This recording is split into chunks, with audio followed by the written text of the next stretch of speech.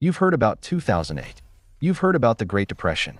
But there's a financial catastrophe you've never been taught. One that happened 300 years ago and set the blueprint for every market collapse that followed.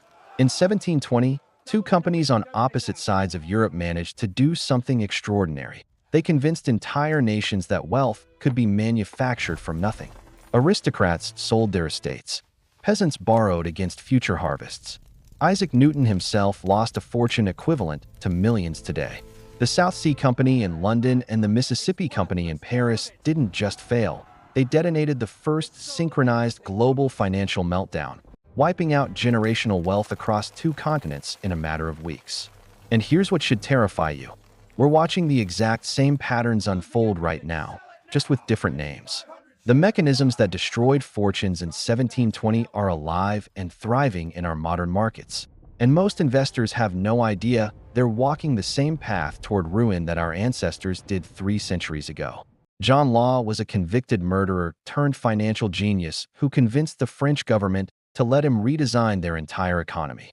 In 1716, France was drowning in debt from Louis XIV wars, its treasury empty and its currency worthless. Law proposed something revolutionary. Replace metal currency with paper money backed by the future profits of colonial trade. The regent Philippe II, desperate for solutions, gave this charismatic Scotsman control over France's financial system. Law established the Banque Générale, which issued paper notes that could be exchanged for coin. Initially, this worked brilliantly. The currency injection stimulated commerce, and the economy began recovering. But Law understood something dangerous about human psychology. People don't invest in reality, they invest in narratives. He merged his bank with the Mississippi Company, a trading venture granted monopoly rights over Louisiana and French colonial territories.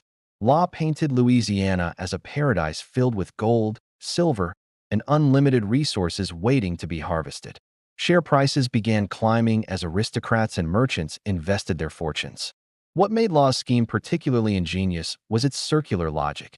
The bank printed money to lend to investors who used that money to buy Mississippi Company shares, which inflated the stock price, which made the bank appear more valuable, which justified printing more money. This closed loop created artificial wealth that existed only on paper, backed by nothing but collective belief and the vague promise of American riches that didn't actually exist. The system worked flawlessly as long as confidence remained unshaken and new investors kept entering the market. Law became the most powerful man in France, effectively controlling both monetary policy and colonial commerce, answering only to the regent himself. He lived in a palace, dined with nobility, and was celebrated as the savior of French finances. The entire nation became intoxicated by the promise of effortless wealth generated through financial innovation rather than productive labor or genuine commerce. The South Sea Company was born from Britain's own debt crisis in 1711.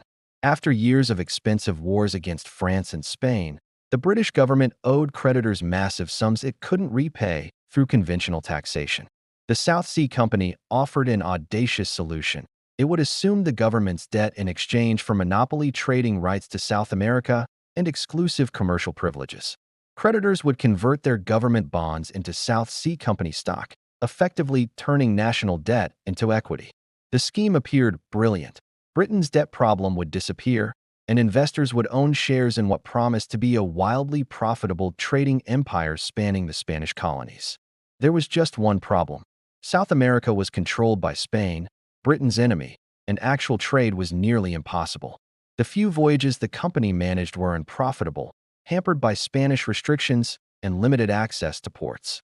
But like John Law, the South Sea Company's directors understood that profits didn't matter if the stock price kept rising. They launched an aggressive marketing campaign, spreading rumors of endless wealth flowing from Spanish colonies. They strategically leaked stories of ships returning laden with silver and gold from exotic ports. King George I himself became governor of the company, lending it unquestionable credibility and royal prestige. The Bank of England, seeing the South Sea Company's success, grew jealous and competitive. Rather than exposing the fraud, they attempted to replicate it with their own debt conversion schemes. This institutional validation convinced even skeptical investors that South Sea stock was legitimate. By early 1720, share prices had increased tenfold, creating paper millionaires across London. Investment clubs formed in coffee houses, where servants and lords alike pooled money to buy shares. The company's directors bribed members of parliament with free shares to secure favorable legislation. They manipulated share prices through coordinated buying and selling. They made deliberately false statements about trade prospects to inflate investor expectations.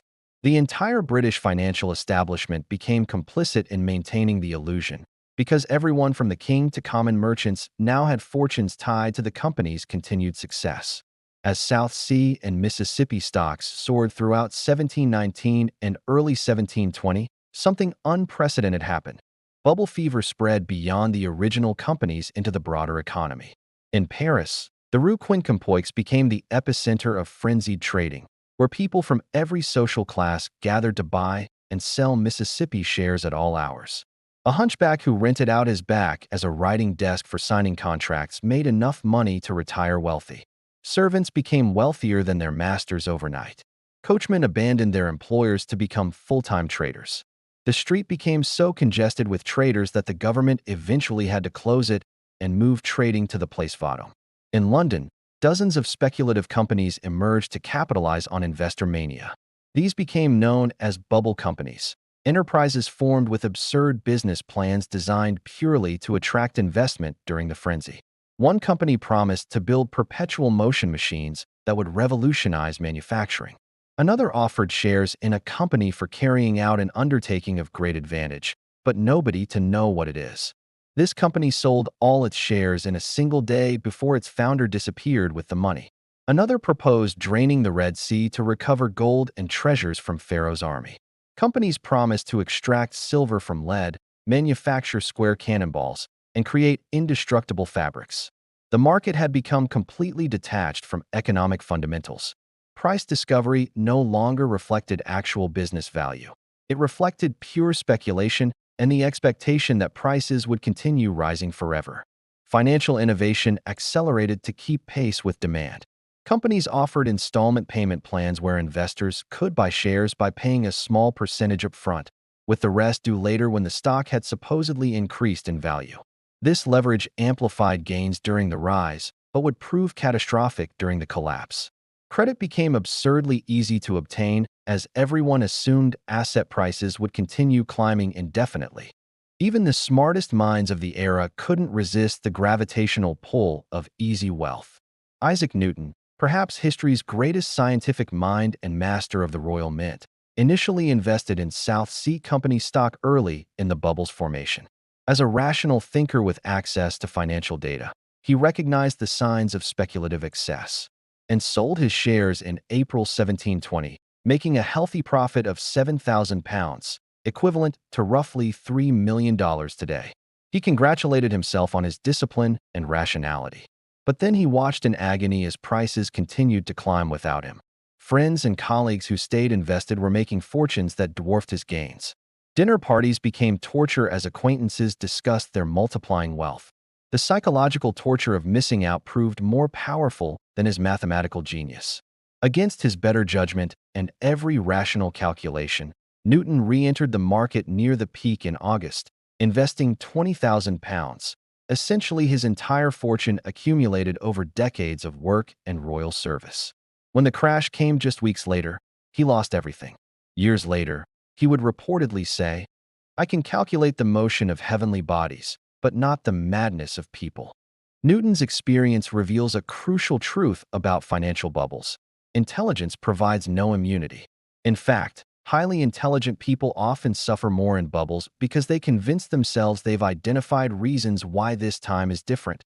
They construct elaborate logical frameworks to justify irrational prices. Newton wasn't alone among the intellectual elite. Jonathan Swift, Alexander Pope, and numerous members of Parliament also lost substantial sums. The bubble had become so pervasive that opposing it felt like standing against progress itself.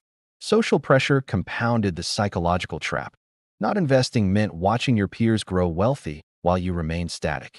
The Mississippi bubble cracked first in early 1720. The Duc de Bourbon, one of France's wealthiest nobles, decided to convert his massive paper holdings into gold and silver, actual, tangible wealth he could hold. This seemingly small action exposed the fundamental fraud.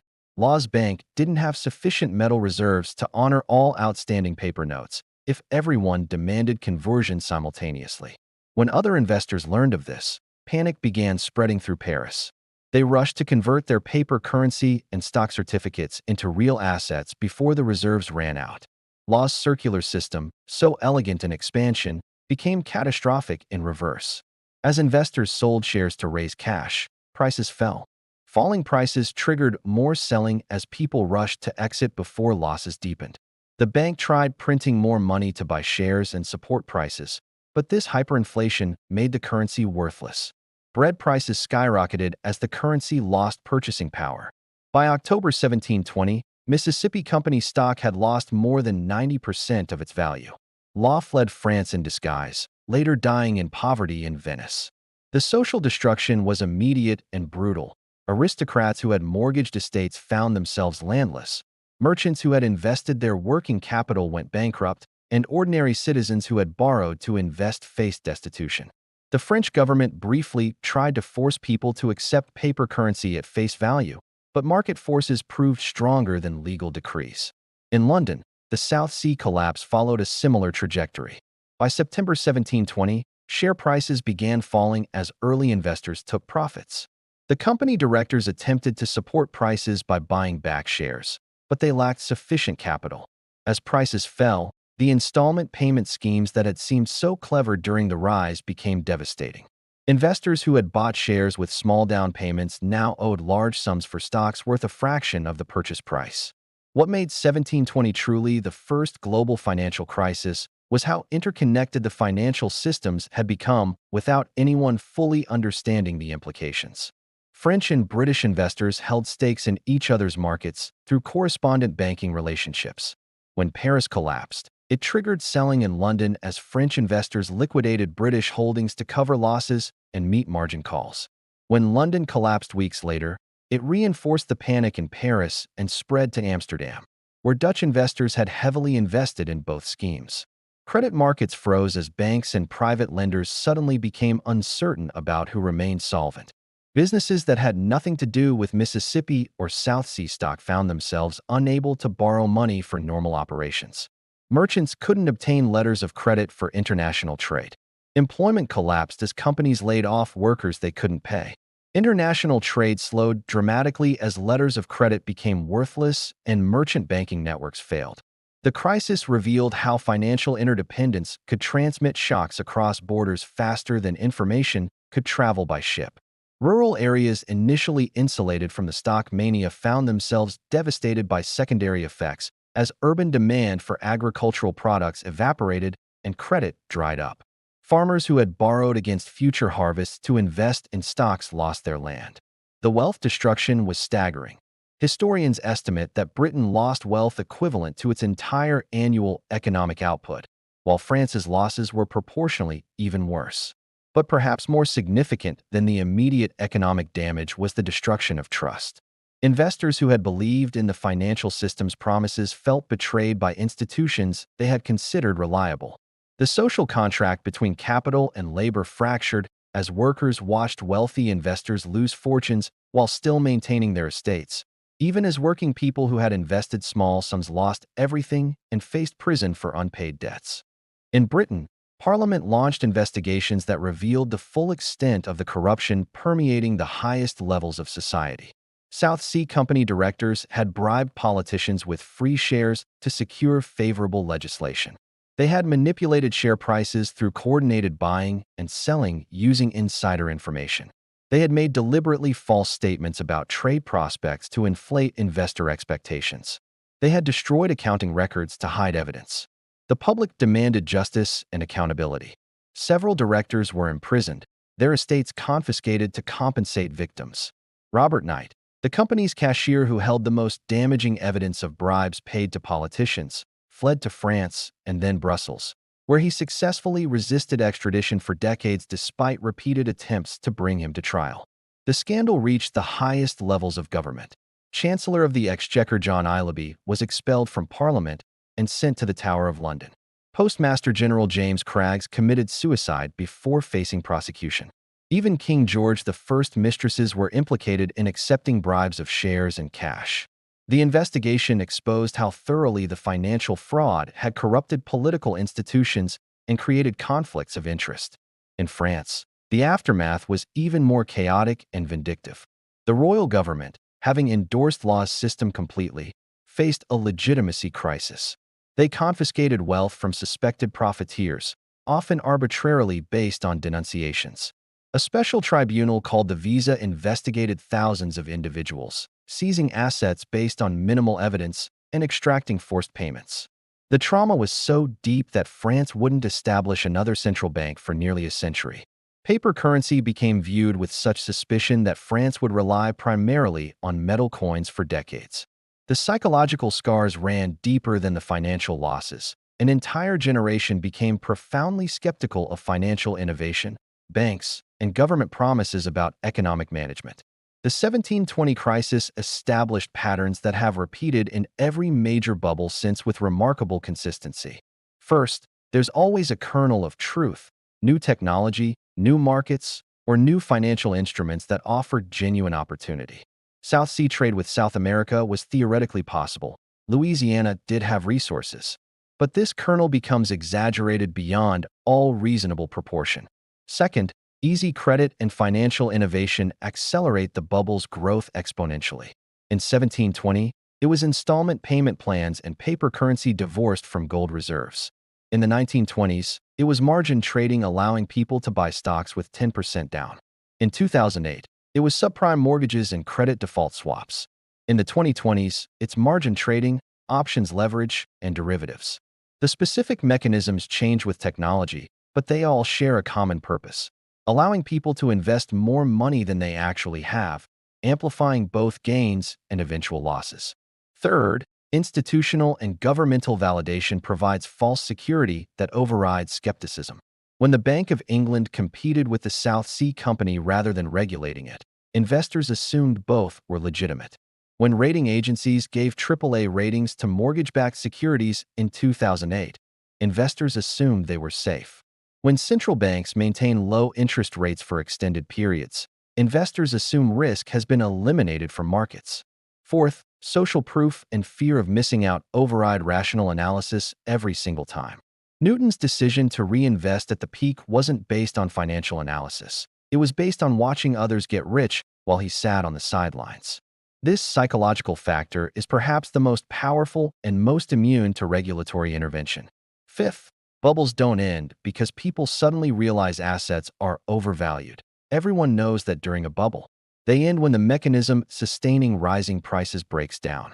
In 1720, it was the bank's inability to convert paper to metal.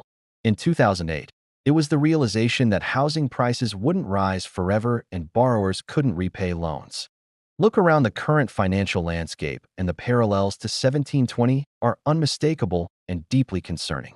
We have unprecedented levels of speculation driven by easy credit and near-zero interest rates that persisted for over a decade following the 2008 crisis.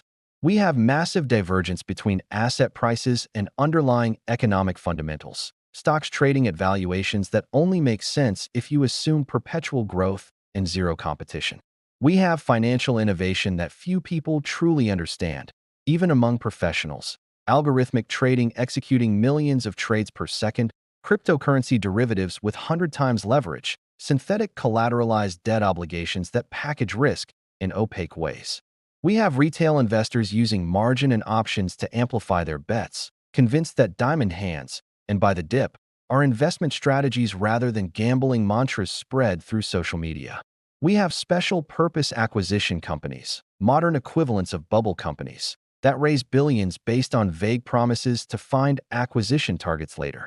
We have institutional validation from central banks that have essentially promised to prevent any major market decline through intervention, creating moral hazard that encourages increasingly risky behavior. Federal Reserve policies of quantitative easing and near-zero rates tell investors that losses will be socialized while gains remain private. The specifics differ, but the structure is identical to 1720.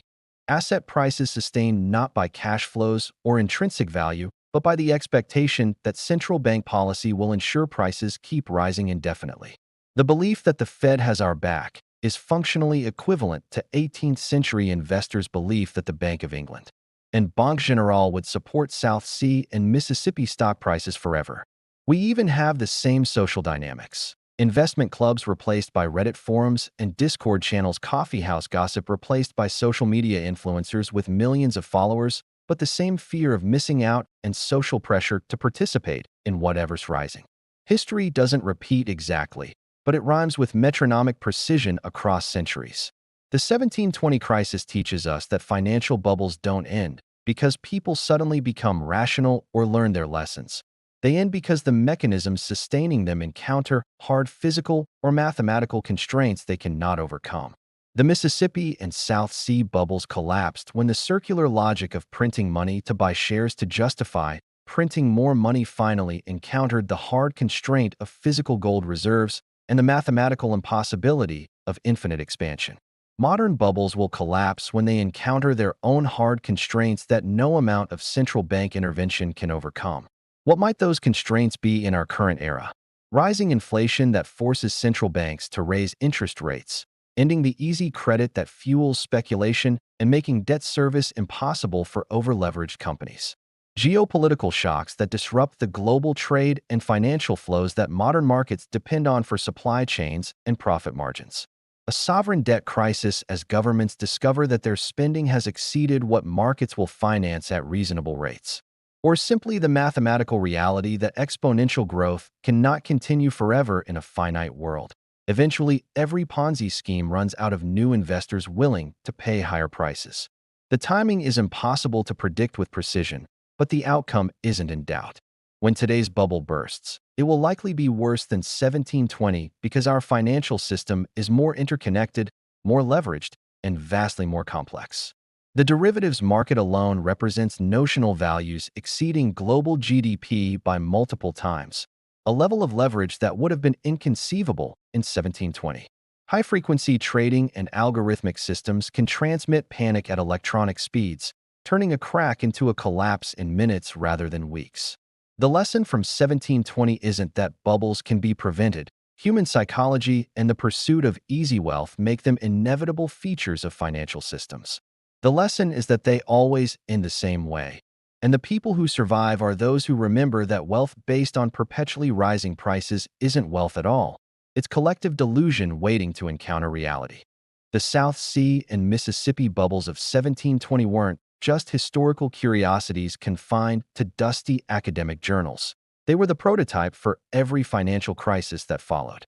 From the panic of 1825 to the railroad mania of the 1840s, from the roaring 20s crash to the dot-com bubble. From the 2008 financial crisis to whatever's forming right now in our current markets, the same patterns repeat because human nature doesn't change across generations. We're drawn to narratives of easy wealth that promise something for nothing. We're susceptible to social proof and the fear of being left behind. We convince ourselves that this time is different, that new technology or new financial instruments or smarter central bankers have eliminated risk and created a permanent prosperity machine. John Law's paper money scheme failed catastrophically. The South Sea Company collapsed and destroyed fortunes. Newton lost everything despite being history's greatest mathematical mind. But we haven't learned the fundamental lesson, because the lesson is painful and requires discipline. There are no shortcuts to wealth, and prices sustained by speculation rather than underlying value always return to earth eventually. The next crisis is already forming in the gaps between asset prices and economic reality. The question isn't whether it will happen, but whether you'll recognize the warning signs before it's too late to protect yourself. In our next investigation, we'll examine the 1929 Wall Street crash and the Great Depression that followed, another preventable catastrophe that happened because we forgot the lessons of 1720. The patterns persist because we refuse to learn from them. Until next time, remember, financial history is full of geniuses who went broke assuming markets would stay irrational forever.